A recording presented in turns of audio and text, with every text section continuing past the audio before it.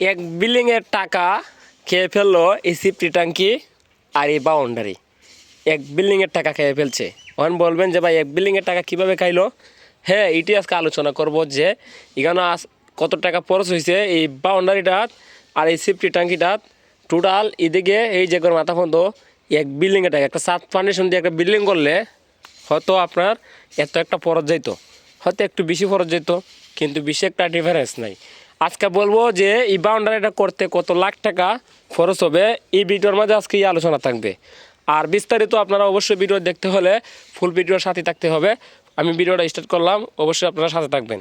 যেখানে আমরা এখন আবার বেশ উঠতেছি, এই যে দেখেন এখানে আবার বেশ উঠে দিতেছে। বেশটা কেন উঠে দিতেছে অবশ্যই যারা জ্ঞানী আছেন অলরেডি বুঝে গেছেন। তারপর আমি বলবো, আমি প্রথম থেকে শুরু করি।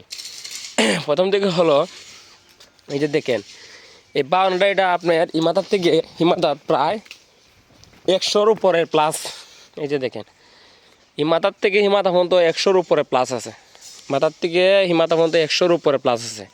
তাহলে আপনি এখানে একটা জিনিস চান, এই যে চান কেন বলছি যে এক বিল্ডিংয়ের উপরে এখন পর্যন্ত কিন্তু 10.5 ফিট উঠে গেছে অলরেডি। 10.5 ফিট নিচে 4 ফিট বাই 4 ফিট বেজ ব্যবহার করা হয়েছে। আবার কলমের মাঝে 16 মিলি রড দেওয়া হয়েছে। আবার নিচে একবার গোড়াত বিম একটা দেওয়া হয়েছে, মাইজে একটা দেওয়া হয়েছে। আবার উপরে আরেকটা বিম এখন হবে। আবার প্রত্যেকটা কলম থেকে টানা থাকবে এই সাইডে দিয়ে।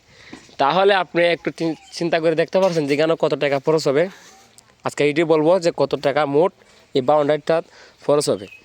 বিস্তারিত আপনারা অবশ্যই যদি ফুল ভিডিও দেখেন তাহলে জিনিসটা বুঝতে পারবেন যে কত টাকা খরচ হয়েছে। আর যদি ফুল ভিডিও না দেখেন তাহলে আপনারা কিছুই বুঝবেন না। আমি আপনাদেরকে ফুল ভিডিওটা আগে দেখেই নেই, তাহলে বুঝতে পারবেন। এই যে চান প্রায় 10.5 ফুট বর্তমানে অলরেডি উঠে গেছে নিচ থেকে। একটা সাত ফাউন্ডেশনের বিল্ডিংয়ের বেজ আমরা কতটুকু দিই? সাত ফাউন্ডেশনের বেজ একটা দিতে গেলে মিনিমাম আমরা 4 ফিট দিই, এর উপরে তো দিই না বা এর নিচে থাকে। তাহলে 4 ফিট তো বেজ আমরা এই বাউন্ডারিতে দিয়ে ফেলছি। এর মধ্যে আবার এই যে দেখেন 16 mm রড, 16 mm 4টে করে রড, 8 মিলি দিয়ে রিং, আবার রিংয়ের মধ্যে আবার হুকও আছে। তাহলে কতটা স্ট্রং করে কাজটা করা হইতেছে আপনারা বুঝেন। তাইলে আপনার ওই যে এইদিকে আবার বাউন্ডারি আছে, বাউন্ডারি বিল্ডিংয়ের সাথে লাগবে।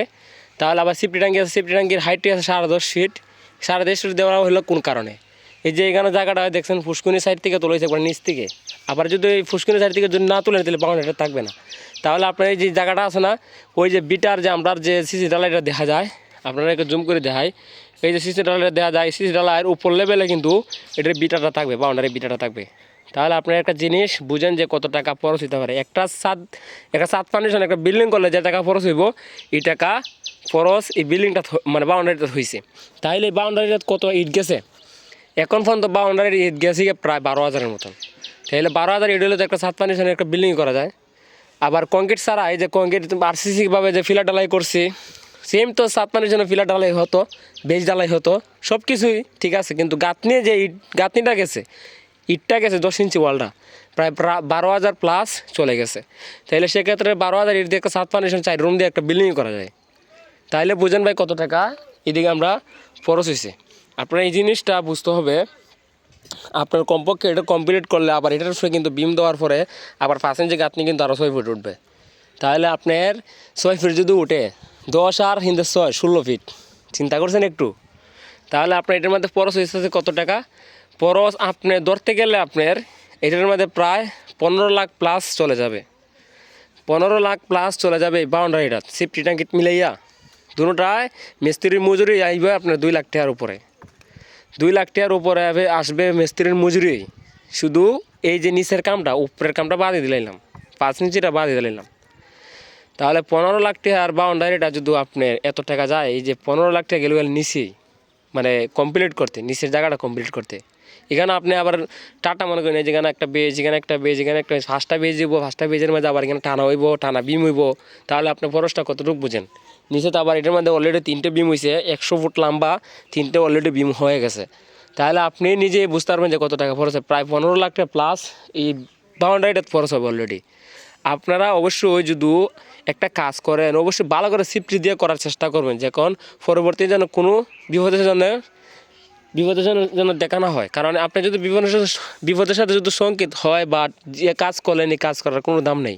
অবশ্যই ভালো করে একটা কাজ করার চেষ্টা করবেন, তাহলে দেখবেন এই যে টানাটা দিতেছি না, এই টানাটা খুবই ইম্পর্টেন্ট।